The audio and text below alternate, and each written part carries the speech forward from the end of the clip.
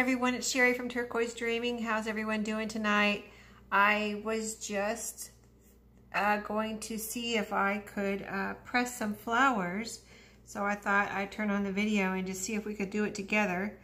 I have pressed flowers a tiny bit in a book before, but never with a flower press or any other way in the microwave or anything. So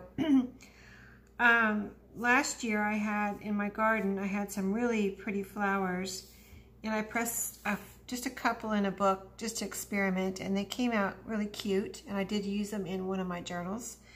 So over the winter I started looking for a flower press, and I kind of wanted a vintage one, so I looked on eBay and I found this was there was a couple there that I liked, and this was the least of the two, least expensive of the two. And I thought it was really cute. It's wood, and it has these cute, I don't want to pick it up because I have the bolts off already, but I'll pick it up in a minute, pick the top up in a minute. But it says Nature Presses. I guess that's the company that made it maybe. And there's some pretty like wildflowers on the front here, so really cute. And so it came just like this. You can see it's old, and it looks like it maybe was used a lot or sat around in someone's garage or something for years. I don't know. It looks like it's been wet down here. But I love it just the way it is. I like the vintage look of it. So what I got with it, it came with these little bolts. These right here, I guess these are nuts and bolts. So it came with these and these, which I already took off, and a little washer, which I already took off. These go on the top like that. So then I guess I did a little bit of research on it to make sure of how you do it, and also just to see, you know, if I had everything I needed.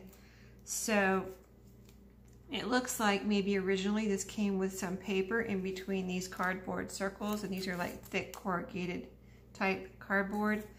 And so what I did was, I'm not sure exactly what the paper is made out of that maybe originally came with it, but what I did was cut out some tracing paper circles the same size as these little cardboard circles. So I thought I would just put one in between. So this is just really an experiment to see if this is gonna work. And I know it does take a long time to actually let the flowers sit in here and let them, you know, press and dry out and flatten and everything. So I'm willing to do that, and I thought I'd just, you know, let you see me putting them in here, and then you know, we'll open it up later and see how it comes out. But I've got 3 kinds of flowers I picked in my yard today. This little purple one was let me see, there was 2 purple ones. One was a weed and one was on a plant that I actually planted, a little ground cover that grows like a weed. And so there were flowers on both of those. I think these were from the one I planted. So I'm going to put those down first, and I'm just, you know, not doing anything fancy here. I'm cutting off the bottom. I don't want the stems on here because I want them, what I plan on using them in my journals, maybe on a page or on like a journaling card or a tag. So I'm cutting off, and maybe I should have done this before, but I'm cutting off. Okay, see, that one came apart a little bit. So I'm going to go ahead and put the petals in here anyway. So now I've learned, don't cut it up too high on the stem or the petals will fall apart. But I still think they're such a beautiful, vibrant purple that I want, you know, maybe I can use those. So I'll just cut the rest real quick, or enough at least to get on this circle, and fill up this circle. And then maybe I'll do the rest off camera so this video is not too long. That one I cut lower on the stem underneath here, you know. Underneath there's a little part, and the stem, you know, it's a green part, then the petals, and then the stem. So I just cut the stem off this time.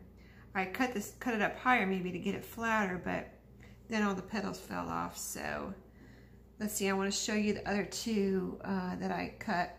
This is really a weed too, and it was so pretty out in my yard. I thought I'd try it, and I thought, well, I better not cut that one too high. I already cut the stem off of this one, but I better not cut this one too high because this really looks like, you know, with all these little pieces in the flower part of it, this really looks like it would make a big mess. So I'm just going to, you know, go for it, see how it comes out.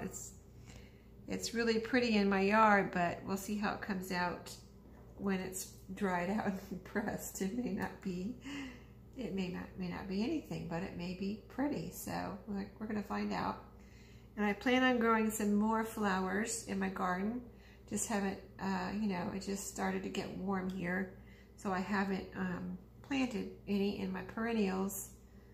I have one perennial that's starting to come up with some green leaves, but of course there's no flowers yet. It's more of a summer flower, so it's probably going to be at least another month or two before I have any flowers from like the summer flowers. But if I see anything around my yard, I'm going to go ahead, any other flowers or even more of these, especially the purple ones, I'm going to go ahead and pick them and put them, add them to my flower press here. So I guess they need to be, you know, not touching. Okay, that's all the yellow ones. And the other purple one, now I've been letting them sit here for a couple of hours, so they have started to shrivel up. Maybe I should have done it when they are fresh, but you can see it's still pretty purple. So this one I'm going to do the same way as far as cutting it lower so the petals don't fall apart. And then I'm just going to put it down here, see what happens. And maybe I'll leave the stem on some of them and see what happens. That one has the stem on it, or a little piece of stem, and just kind of flatten the petals out. And I'm doing it all with my hands. I'm not having any special tools here except for the scissors, this flower press, and the tracing paper that you saw. So I'm leaving the stem on a couple of these. And like I said, the flowers have already started shrinking. So maybe next time I'll do it sooner. I did plan on doing it sooner, I just got busy and didn't get around to it. So we're just gonna do what we can with what we have. I still think they're really cute. And, you know, on a tag, you put some real pressed flowers if they still have some of their color. After they're done, that will look so pretty.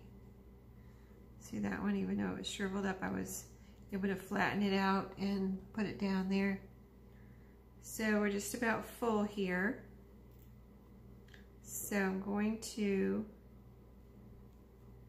just put another piece of cardboard on top of that. And so you can see how it is.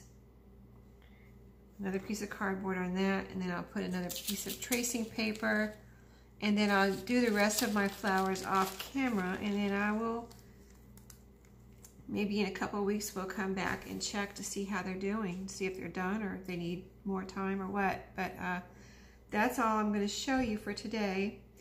And except for I wanted to show you close up this top of this cute little flower press so you can see my little wildflowers there. They're so cute. So it's just a little one. This one is about, I want to say 7 by 7 maybe.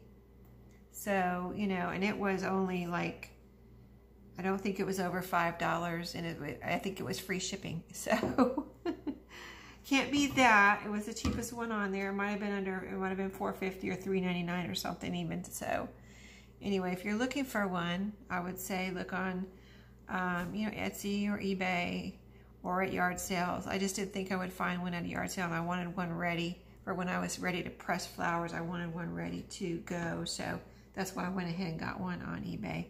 So thanks for watching tonight. I hope you enjoyed my little flower pressing experiment, And we'll be back to in a couple weeks to check the results of where we're at.